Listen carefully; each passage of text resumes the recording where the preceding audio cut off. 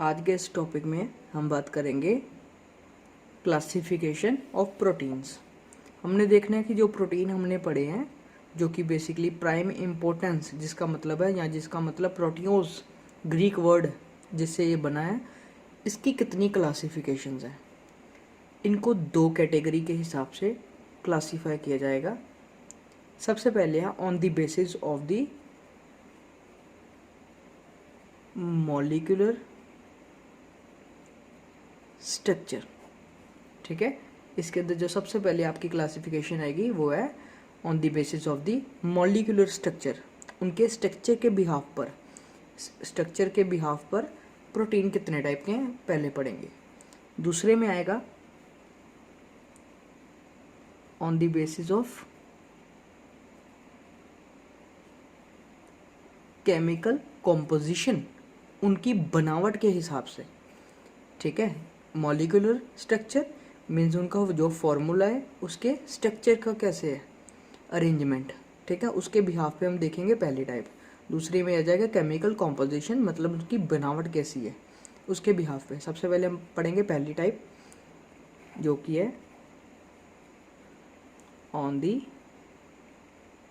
Basis of molecular structure. ठीक है, on the basis of the molecular structure. अब molecular structure के behalf पे देखा जाए तो इसके अंदर है दो टाइप्स। मॉलिक्यूलर स्ट्रक्चर के बिहाफ पे इसको दो टाइप्स में डिवाइड किया जाता है। सबसे पहले आएंगे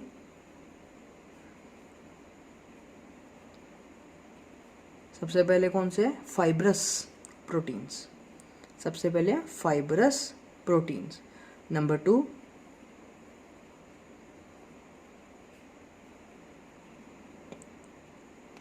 ग्लोबुलर प्रोटीन्स। ठीक है, सबसे पहले फाइब्रस, दूसरे नंबर पे ग्लोबुलर। अब देखें कि फाइब्रस का क्या मतलब है। कौन से प्रोटीन है जिनको हम बोलते हैं फाइब्रस प्रोटीन्स। देखो, ये एक पहले तो पतले थ्रेड लाइक स्ट्रक्चर्स हैं। ठीक है, इनकी जो जो प्रॉपर्टीज़ मैं आपको बताई जाऊंगा। सबसे पहले तो ये कैसे हैं, एक जैसे थ्रेड है, थ्रेड लाइक स्ट्रक्चर। ठीक है, इनका स्ट्रक्चर क्या है, काफ़ी ज़्यादा पतला। ठीक है, और इसके अलावा ये लीनियर भी हैं। ठीक है, एक स्ट्रेट चेन की तरह होते हैं और काफ़ी ज़्यादा क्या है, पतले। और इसके अंदर क्या है, इसके अंदर साइड बाय साइड चेनिंग होगी, साइड बाय साइड। ठीक है, मीन्स जैसे अगर मैं कुछ शो करूं तो जैसे एक चेन, फिर इसके बिल्कुल साथ दूसरी, फिर बिल्कुल साथ तीसरी, एंड सो ऑन। ठीक है, इसको बोलेंगे साइड बाय साइड। ठीक है, इस तरह से ये क्या बनाएंगे, हमारे प्रोटीन। नेक्स्ट है, इसके अंदर जितने भी ग्रुप हैं ज़्यादातर वो कौन से होंगे, पॉलीअमाइड। ठीक है, ज़्यादातर इसके अंदर पॉलीअमाइड ग्रुप होंगे। पॉली मीन्स हो गया मैनी, अमाइड मीन्स हो गया अमाइड लिंकेज। इसके अंदर C double bond O NH2। ठीक है, इस लिंकेज को पेप्टाइड लिंकेज हमने पीछे पढ़ा था। वो एक तरह की बॉन्ड थी जिसके अंदर CO और NH के बीच में बॉन्डिंग है। ये क्या है, ये C डबल बॉन्ड O और NH2, ये अलग चीज़ है। इसको बोलते हैं अमाइड ग्रुप। ये फंक्शनल ग्रुप है, वो बॉन्डिंग थी, ये फंक्शनल ग्रुप है। इस तरह की यहाँ पर फंक्शनल ग्रुप के अंदर प्रेजेंट होंगे पॉलीअमाइड्स। ठीक है, और यहाँ पर एक पॉलीअमाइड ग्रुप दूसरे पॉलीअमाइड ग्रुप से या तो होगा हाइड्रोजन बॉन्डिंग से कनेक्ट, या होगा डाइपोल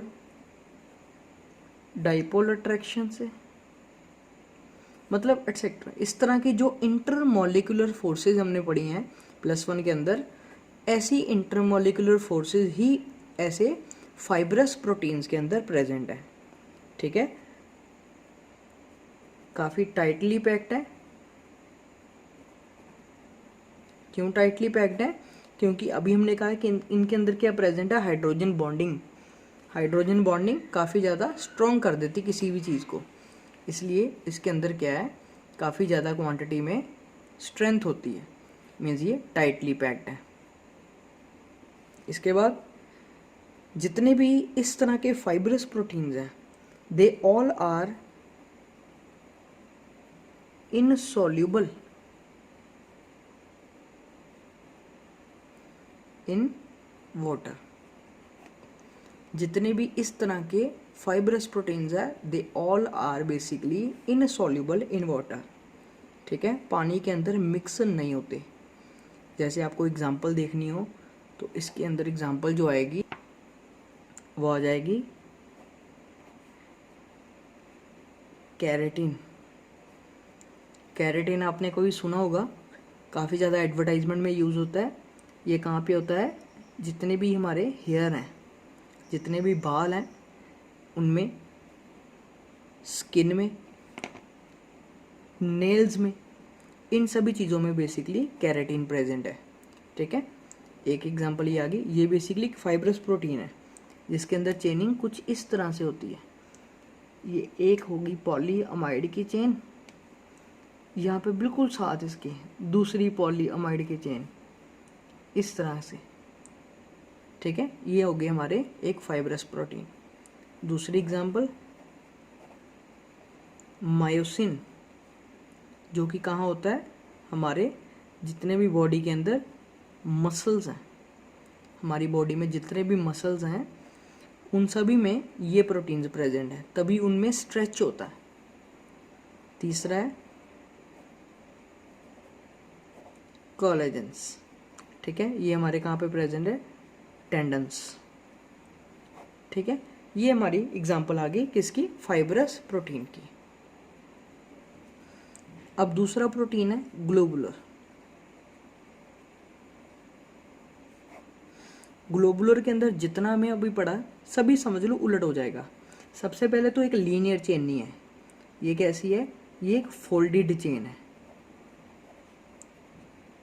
ठीक है, फोल्डेड चेन समझते हो, जैसे इसके अंदर ना ऐसा समझ लो कि आप जैसे एक चेन को दूसरे चेन के साथ कंबाइन नहीं कर पाओगे। इसमें क्या होगा कि एक चेन कुछ इस तरह से होगी, तो ये एक चेन है पूरी। ठीक है, अब दूसरी चेन कुछ इस तरह से है, तो आप इन दोनों चेन्स को एक दूसरे के ऊपर मर्ज नहीं कर पाओगे। ठीक है, जैसे यहाँ पे थी स्ट्रेट लीनियर, लीनियर को हम इजीली मर्ज कर सकते हैं, बट ऐसी चेन्स को हम मर्ज नहीं कर पाएंगे, तभी इनको बोला जाता है फोल्डेड चेन्स। और ये इसको ग्लोबुलर भी बोला जाता है। ज़्यादातर ये कैसे होते हैं, इनकी शेप का नाम क्या है, सर्फोइडल, इनको बोलते हैं सर्फोइडल शेप। ठीक है, जैसे सफेरिकल वर्ड से ये बना है सेफोइडिकल। ठीक है, और इसकी चीज़, ये जितने भी हैं, जितने भी हमारे ग्लोबुलर प्रोटीन्स हैं, they all are hydrophilic in nature.